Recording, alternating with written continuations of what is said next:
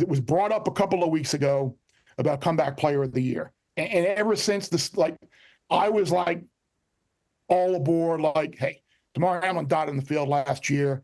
If he comes back and like makes the team and plays, he's comeback player of the year.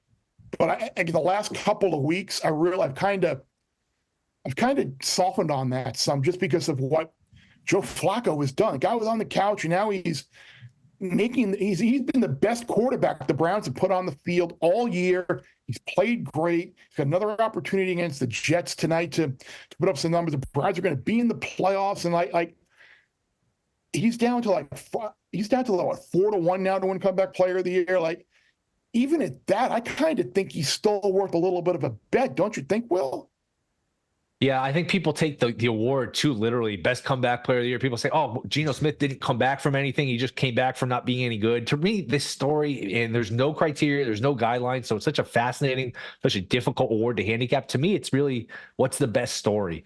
And the Hamlin thing, it's like, boy, if he comes back and plays, he's going to win. But he's really stretching that to the literal definition of like he barely played. He's got 1 or 2 tackles. He's basically done nothing and been just on the practice squad. Where Flacco on the couch a month ago, now he's throwing the ball all over the place. They're going to make the playoffs. I think Flacco's live. I think it's a coin flip between Hamlin and Flacco. Maybe we're all overlooking Baker Mayfield, who could clinch a division title on Sunday. They've won 4 in a row, so maybe Baker's got a shot. This is a fascinating award. I'm with you. I'm not certain now that Hamlin's winning this award. Not at all. Just be careful. I learned my lesson the hard way. I got in the Big Ben comeback player of the year camp in 2020. The year before, shattered his elbow at age 37. He came back. I think the Steelers started that year like 9-0 or 10-0. And Ben had something like 25 touchdowns and 2 picks at one point in time. And I'm looking at the odds like, how is this guy 6-1? How is he 7-1? He's clearly the comeback player of the year. And who won it that year? Alex Smith. Because he almost lost his life to the leg injury and all the surgeries and all that. And even though Ben had 33 touchdowns on a team that finished, 13-3, he wasn't even close in the voting, because voters are stupid and voters like silly stuff. To give a guy who doesn't even play comeback of the year is just ridiculous. But I guess that's a different conversation for a different day. No, it's the perfect conversation for this day. Continuing with that line of thinking, though, Sammy, because a couple of years ago when Joe Burrow won comeback player of the year, it was Dak Prescott and Joe Burrow. And Dak Prescott had missed nearly the entire previous season with that gross ankle injury. Joe Burrow had missed sort of the end of the previous year.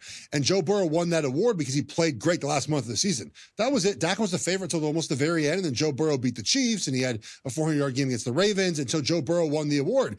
If Joe Flacco comes down the stretch here and they win tonight, which I think we agree, they might head into Week 18, guys, with a chance to have the number 1 seed. It's the Ravens, it's the Dolphins, and the Browns. Those are the 3 teams up for the 1 seed, not the Chiefs. They're out of, like, if they come down to the stretch and they're up for the 1 seed in Week 18, and I know he's only played, I think this will be his 5th start tonight. He hasn't played a lot of football this season.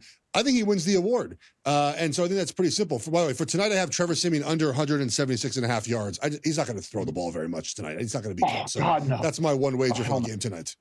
Bear Bets full episodes drop twice a week right here on the Bear Bets YouTube channel.